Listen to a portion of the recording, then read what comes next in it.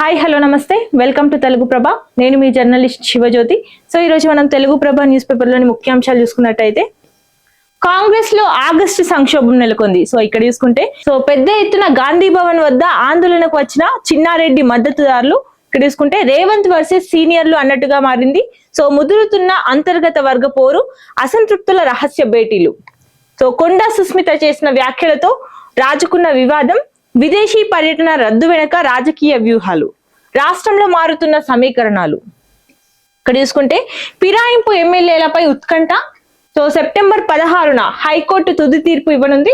అనర్హత పిటిషన్లపై ముగిసిన ఇరుపక్షాల వాదనలు, స్పీకర్ నిర్ణయాలను సవాల్ చేసిన బీఆర్ఎస్ బీజేపీ నేతలు. 10వ షెడ్యూల్ కింద అనర్హత వర్తిస్తుందని పిటిషనర్ల వాదన. అభివృద్ధి కోసం ప్రభుత్వంతో కలిసి పనిచేస్తున్నామన్న ఫిరాయింపు ఎమ్మెల్యేల తరపున న్యాయవాదులు. రాష్ట్ర రాజకీయాలను ప్రభావితం చేయనున్న ఫైనల్ జడ్జిమెంట్. తెలుసుకుంటే మంత్రివర్గం నుంచి సురేఖ అవుట్ కానుందా? ధిక్కార స్వరంపై అధిష్టానం కఠిన నిర్ణయం తీసుకునుందా? పార్టీ నోటీసులకు సరైన రీతిలో స్పందించలేదని ఆగ్రహం వ్యక్తం చేస్తున్నారు. ఇక్కడ చూసుకుంటే పార్టీకి హైకమాండే సుప్రీం అంటూ లైన్ దాటి మాట్లాడిన సుస్మితపై చర్యలు తీసుకోవాలి అంటూ 30 మంది కాంగ్రెస్ ఎమ్మెల్యేలు డిమాండ్ చేశారు. పార్టీ క్రమశిక్షణ ఉల్లంఘిస్తే సహించబోమంటూ వెల్లడించారు. ఇక్కడ చూసుకుంటే తిరిగి రాని లోకాలకెగిసిన అలనాటి దిగ్గజ నటి షావుకారు జానకి 7 దశాబ్దాల పాటు తన నటనతో సినీ ప్రేక్షకులను మంత్రముగ్ధులను చేసి అలనాటి దిగ్గజ నటి షావుకారు జానకి ఇక లేరు. ఆమె వయస్సు 94 సంవత్సరాలు. శ్వాసకోశ వృద్ధాప్య సంబంధిత సమస్యలతో బాధపడుతున్న ఆమె చెన్నైలోని ఓ ఆసుపత్రిలో చికిత్స పొందుతూ శుక్రవారం కన్నుమూశారు. పారిశ్రామిక కార్మికుల భద్రత ప్రశ్నార్థకం. భద్రతా ప్రమాణాల అమలులో లోపాలు, 453 కొత్త కేసులు, 3033 కేసులు పెండింగ్లు. 3 ఏళ్లలో కేవలం 9 కేసుల్లోనే జైలు శిక్ష. ప్రమాదాల్లో మరణాల సంఖ్యలో తెలంగాణకు 4వ స్థానం. ప్రమాదకర కేటగిరీలో 4000కు పైగా కర్మాగారాలు. జీడిమెట్ల నుంచి పటాన్చెరు వరకు ప్రమాదకర పరిశ్రమలే అధికం. చూసుకుంటే రాయదుర్గంలో ఎకరా 264 కోట్లు. రాయదుర్గం పాన్మక్తాలోని 5.25 ఎకరాలకు వేలం.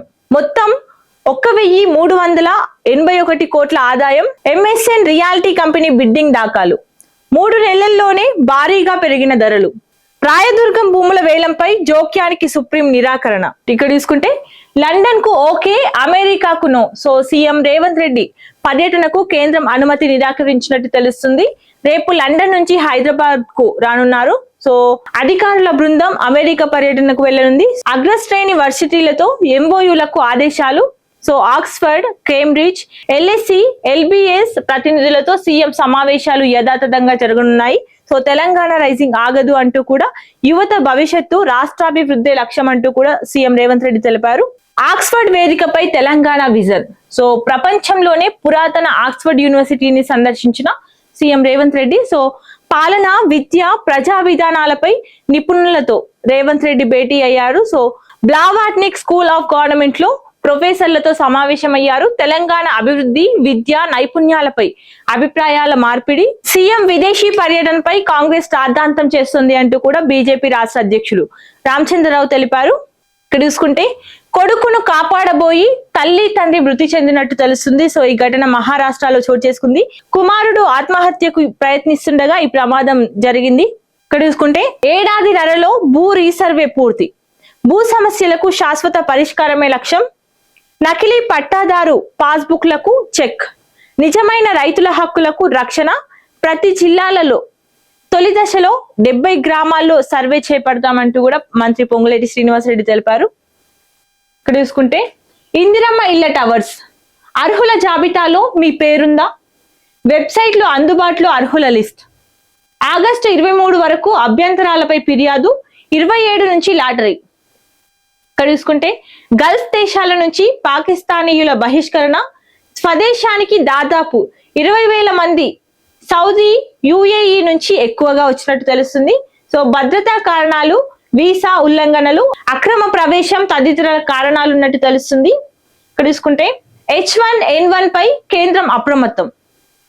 దేశవ్యాప్తంగా పరిస్థితిపై మంత్రి జేపీ నడ్డా సమీక్ష నిర్వహించారు.